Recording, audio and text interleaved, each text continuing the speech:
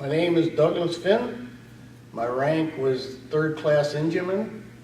I entered the Navy in November 11th in '59, and I got separation in February of '63. The Murray came in. And the ironic part about that, my uncle worked building that ship. It was built in Orange, Texas, and my uncle at the time was working in the shipyard that built it, and he was a machinist when they were building the ship, which I thought was kind of interesting. Cool. As far as what did we do?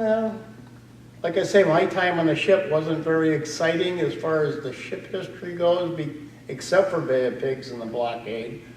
Some of the storms we went through were pretty wicked storms, and I know one of them we went through that we took a roll that was almost the roll of no return. We had almost got to the point of no return before we righted back up, and everybody got logged that way too.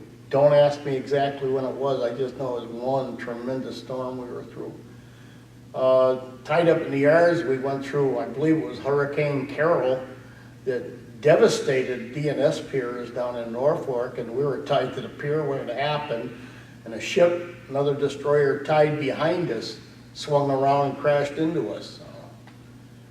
Between that and crashing with the carrier when we were fueling one night, they were kind of eye-opening experiences. It was interesting. And some of the reasons that we did collide with the carrier, I would not attribute to what they claim it was attributed to. They claimed it was a steering failure, and I was in after steering watch for refueling. Steering was working fine as far as we knew. I just think it got in too close and got caught behind the carrier wake and pulled the bow of our ship in. That's what I think, but that would mean it's had to do with pilot error and not the steering. But the commander we had at the time, Commander Kelly, I thought was one of the greatest commanders we ever had on board the ship, when I was on it anyway. He came up through the ranks, he was easy going, he'd know where we've been or where we were because he'd been there already, and he was pretty laid back. He was pretty easy going, didn't hardtail anybody, I didn't think, and geez, when you had Liberty coming, you got the Liberty. There was no pressure on standing inspections or anything like that. I hardly remember inspections when he was in charge. And then I can't remember the commander's name that took over after he got off. Of course, we nicknamed him Crash Kelly because his first cruise was colliding with the carrier. So he got the nickname Crash Kelly. And I can remember incidents after that, pulling up next to a carrier for refueling out at sea, and we're way out here and the carrier's here, and they keep yelling, you gotta bring it in closer, you gotta bring it in closer. Then we get so goddamn in close that they are yelling at us, you know, a little closer, we'll give it to you in buckets. So there was some good incidences on board, like I said.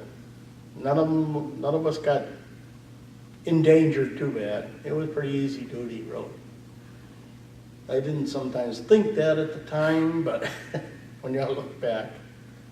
Like I say, the first cruise I took on, I was in KP, I was in mess cooking, and we went from Norfolk to New York. There was some kind of celebration going on in New York City, and the squadron went up there for display, I guess. I was a rookie Navy guy, and I remember it was a winter storm. It was a son of a bee of a storm in the Atlantic, and we took some serious rolls on that one. And if you didn't get seasick then, you were golden. You weren't never gonna get seasick.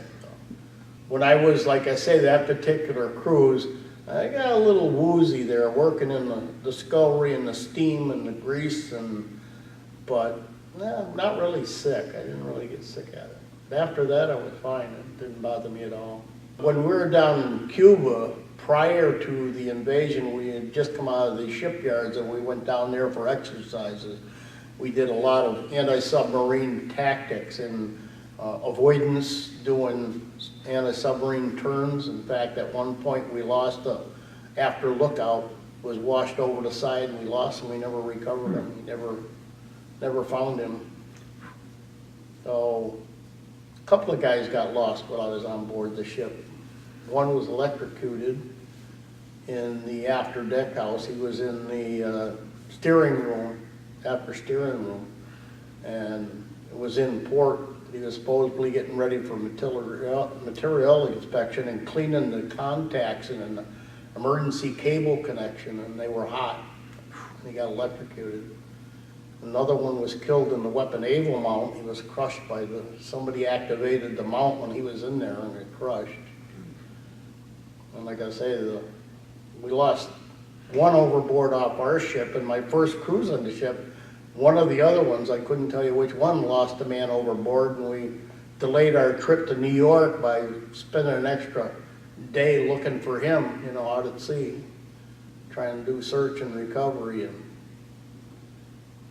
so it was, like I said, a growing up experience for me. I became an adult while I was in the Navy.